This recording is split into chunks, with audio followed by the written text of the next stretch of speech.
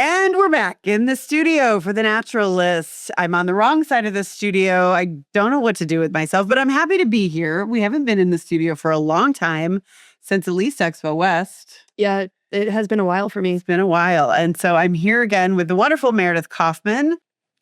Before we get started, I want to give a shout out to our sponsors, Bimbo Bakeries USA and Om Mushroom Superfoods. Thanks, sponsors. Bimbo Bakeries USA bakes brands families know and trust, like Sara Lee Bread, Thomas's, Entenmann's, Oro Wheat, Little Bites, and Ballpark. They're baked and delivered every day by more than 20,000 associates across the country. Bimbo Bakeries USA is a proud part of Grupo Bimbo, the world's largest baking company, with operations in 39 countries. The company's purpose of nourishing a better world is brought to life through its work to improve health and wellness, protect the environment, support the communities where they live and serve, and by valuing associates. All right, Meredith, what are we going to talk about today? We are going to talk about sweets and snacks. Sweet. Yes. So we were just joking that I maybe came back from Las Vegas with a little bit of a cold, but I didn't bring any monk fruit back. Yeah. So not for you. I brought a lot of monk fruit back, but not today. And for me, before we dive into these samples, I would love to hear just a little bit about your experience at Sweets and Snacks. So this year it moved to Las Vegas. Is that correct? Yep. It was, I guess it alternates between Indianapolis and Las Vegas. Did the show feel bigger than last year? The show did feel a little bit bigger. And one thing that I don't know if it's just because I was paying a little bit more attention since this was not my first time at the show, but it really feels like the specialty and natural channel has continued to expand. So, well, I think I'm sure that's true. We've been seeing that across different categories. And certainly it's true in Sweets and Snacks. I remember last year when you came back, and we had that wonderful episode where we had to try to pronounce chormbles several times. You talked a lot about brands, conventional classic brands that were really moving the needle into natural. So you saw a lot of that this year too? I definitely saw a lot of that this year. I will say one brand in particular that really is standing out right now is going all in on better for you is PepsiCo. Oh. I would say that like almost all of the marketing spend that I saw at Sweets and Snacks was all about their better for you line. And they have a lot of different products. Can you name a couple? Yeah, let's see what I can do off the top of my head. Protein Doritos, which did any of us 5 years ago ever think we would be talking about protein Doritos? Never thought. Then there's also Naked Doritos, Naked NKD. This is basically just the Doritos line with no artificial colors, no artificial flavors. Did you try them? I did try them. Do they taste the same? I had actually tried them before the show. So I have a friend who's been buying research. them. Oh, okay. Yeah, yes. And I think they taste the same. That just brings up something that I think about all the time. You know, you have these big companies that are coming forward and saying, you know, we're going to get rid of our dyes. We're going to get rid of our chemical preservatives or whatever. And we've talked about this a lot. Obviously, a lot of those companies are already doing that in Europe. So when you taste the product and it's naked, and it tastes exactly the same, you got to ask yourself, why keep going, right? Why not just get rid of them? Yeah, that is a very good question. Now, I'd rather eat the chemicals. One thing that I haven't done too much research into, but I would be curious to know is like dollar for dollar, what's the price point differential? But another question is with certain additives or ingredients, it's like, well, does it need to be there at all? Yeah. Like you take this thing out, but it's so engineered to taste a specific way that I don't know. Like I think, not to get too off topic, but one example for me is ketchup. Mm-hmm. Like now that I am very specific about the sort of ketchup I eat, if I eat ketchup with like high fructose corn syrup, it tastes disgusting to me. I just can't handle that like artificial sweetness. Yeah. So. Well, maybe it's kind of once you go natural ketchup, you never go back. You never go back. Along the lines of larger food companies and some of their better for you innovations, I mean, I think it's also really important just to talk about GLP-1 users and how they're definitely changing the snacking scape. I feel like on the one hand, there's obviously a large influence from MAHA and what's going on, like regulatory level of things we can't or shouldn't be putting in food anymore. But also consumer preference is changing. And that really became pretty apparent to me. I had an interesting conversation with someone at Hershey's. And she was just telling me that they're really working on formulating new snacks that are a lot more nutrient dense for consumers that are just looking for products that have more protein, more fiber, less sugar. So I feel like there's just a lot of different factors that are changing the way people are snacking and sweeting right now. Yeah. So what would you say are some of the big kind of overarching trends that you saw at the show? I mean, of course, you've mentioned more conventional companies getting into the natural snacking aisle. What else?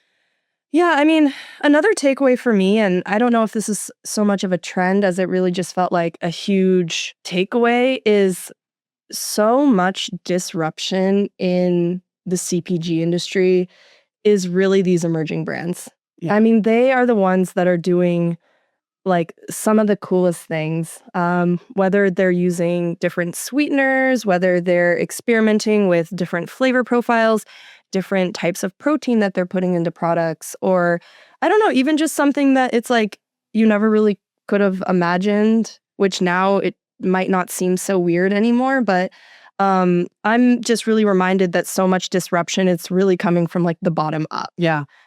So that was kind of like a standout for me.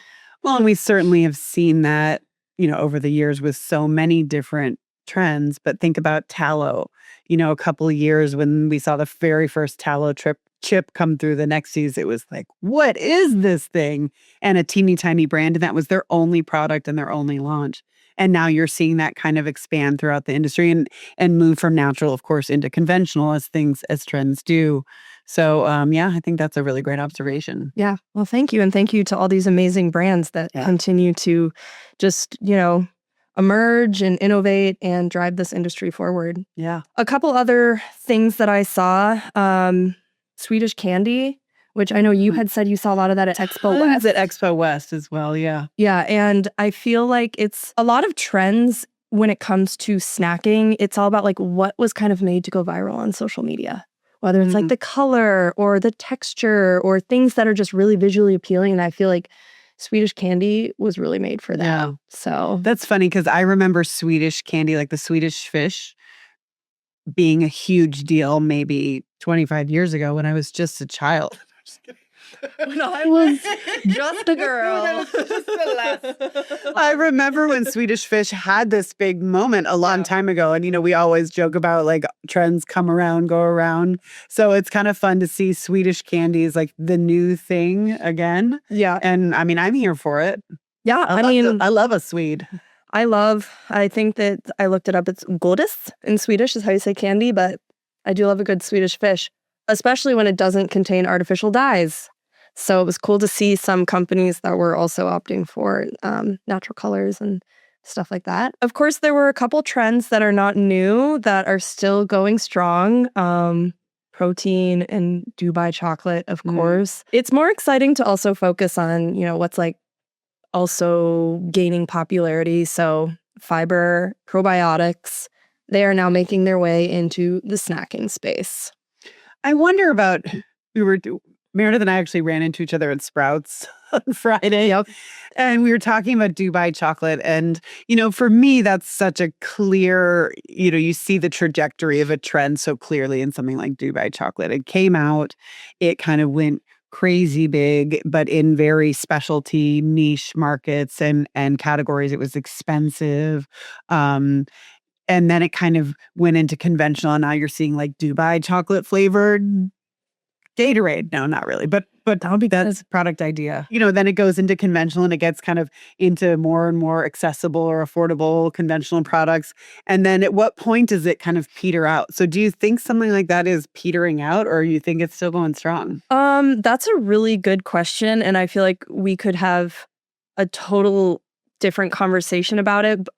What I want to say is it feels like it's still growing strong in terms of what I see both at the grocery, what I see being advertised at trade shows. And yet, for a separate story that I've been working on, I've kind of been trying to trace back what's going on with like investments in CPG. And one person in particular had really spoken to like Dubai chocolate as being almost a curse of then you're sitting on all this inventory of stuff that it's like consumers don't want that anymore. I think maybe it's just basic supply and demand that even if consumers still want it, there's so much supply that... Yeah, I mean, it's kind of the age-old question. Is it a trend that's here to stay? And is it going to change the marketplace from now into the future? Or is it kind of a flash in the pan, here 1 year, gone the next? Yeah. Well, I guess time will tell. Om Mushrooms, founded in 2010 by preventative medicine expert Dr. Sandra Carter and mycologist Stephen Farrar, creates organic mushroom supplements designed to support a wide range of functional benefits, including cognitive function, gut health, energy, and overall well-being. Grown in a BRCGS AA-rated facility in Vista, California, their products deliver full-spectrum purity and potency.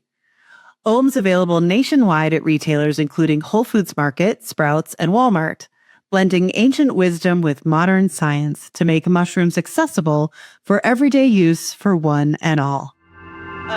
So we've got a probiotic marshmallow. Probiotic dehydrated marshmallow. That is kind of goes up there with one of those things, like one of those phrases I never thought I'd say in my entire life until I started this job. Probiotic dehydrated marshmallow from Mallow Pop. Looks super cute. Should we try them? Yeah, let's do it. How many of these have you eaten already? I haven't tried them yet. Oh, you haven't? No. I was really sad because I wanted to use a cute little slogan, taste the probiotic rainbow. And then I was advised that that could be a trademark infringement. No. So, but it's Lucky Charms. Oh, these are made in Korea. They really taste like Tricks. Yeah. Lucky Charms. Lucky Charms. I'm really forgotten. All I ever knew about sugary cereals. Yeah. They're really good, actually. I'm an embarrassment. This is tasting very nostalgic. I will say they're very sweet. The first ingredient is sugar. But then look at this. I mean, there's a long list of hard to pronounce probiotics there. Quite a few. This is all colored naturally. I see spirulina extract, beet juice, turmeric, and beta carotene. My daughter would love these. No artificial colors. And you said it tastes really sweet, but this is only 9 grams of sugar, which is really not a ton. So yeah, you could make your own cereal with this. And it'd be great for your gut. Yeah, those have a really impressive taste and actually no aftertaste, which is amazing. All right, next up, we've got Dirty Gut. Let's hear about that. Dirty Gut is a fairly new chocolate company. So the reason that I thought you might like this is because there's also no alternative sweetener. It's coconut sugar, but it's also probiotic chocolate. And it's cute. It looks like you took a bite out of it. I thought it was one of the best products that I tried at the show. I actually just really liked the taste. I liked how it's like better for you, but it's not trying so hard to be exceedingly healthy that you don't know what it is. And this does tell us it's $1 billion. 1 billion live cultures. And this one has a quinoa puff, or I'm not sure what the crunch is, but I really like it. Can't read it. And I like how dark it is. Yeah. So it's coconut sugar, dark chocolate. It has chicory root fiber, acacia fiber, cocoa fiber. This is crisp rice. That's the puff. And then it has 3 different types of probiotics. It's delicious. Right? I'm super excited about the Dirty Gut. I love dark chocolate, and it has a really rich dark chocolatey flavor, a little bit bitter. Yeah. Oh, that's delicious. Yeah, it is really good. And at this booth, they had really nice velvet tracksuits on, which has nothing to do with the product itself, but who doesn't love a good velour tracksuit, Yeah, I agree. Yeah. Now, is this a new brand?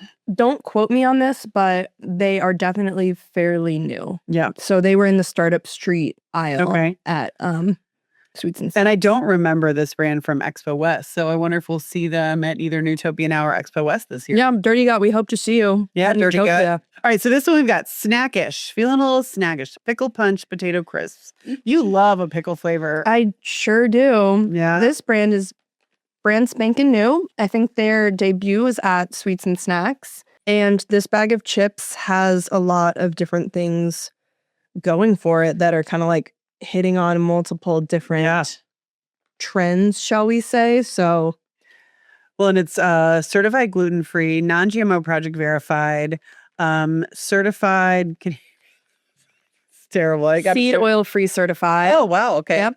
Made with avocado oil, and it is certified vegan. All right, for me, I love dill pickles, and I am just yesterday I was drinking dill pickle juice straight from the jar and out of my fridge. You should have called me. I know. Texted me just to tell me. I had a dill pickle juice drinking club in college. I did actually know this.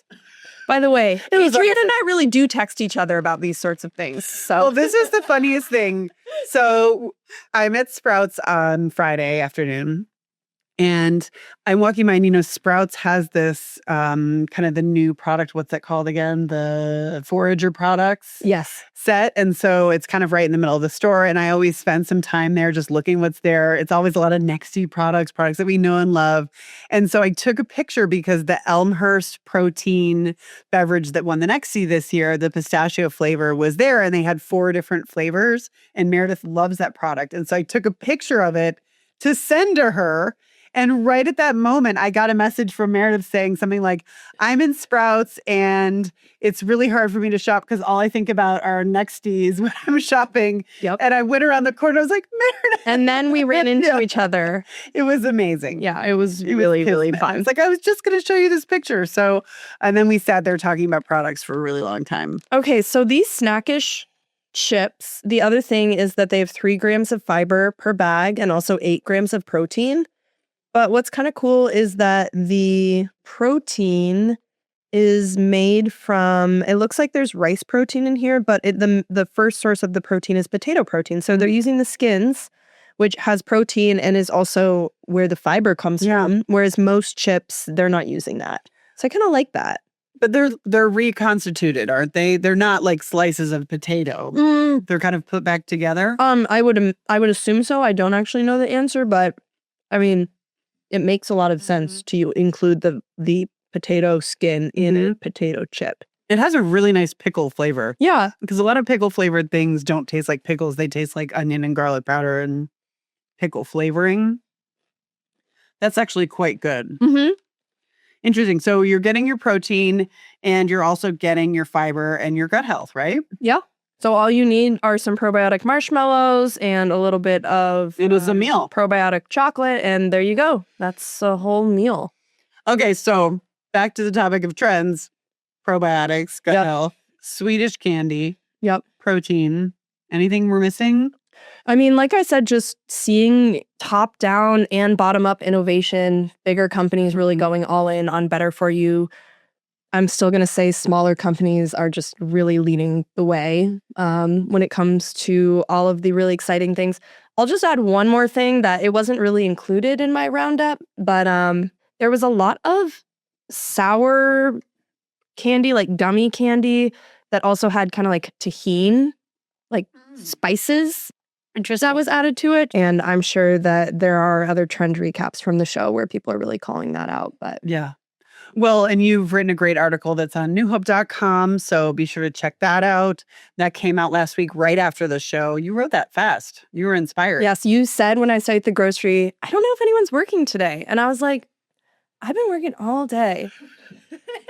It's really fun when you just get back from like a show or something else and you're like, I'm so revved up right now. Like I'm just in the flow. I just want to write this thing, and like the ideas have been marinating and you're just ready to get it down on paper. So, and I always feel like that post Expo West, post Utopia Now, but sometimes it's fun to go to other shows outside of the New Hope Network and Forma sphere because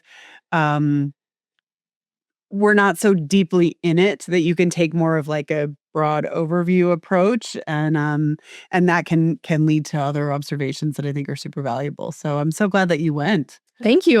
Thank you for letting me return.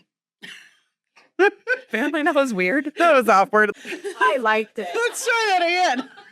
All right. Well, it's been a real pleasure having you here. Maddie, do you have any questions for Meredith about her snacking habits? What was your top 5 snacks? Oh, you want me? Great question.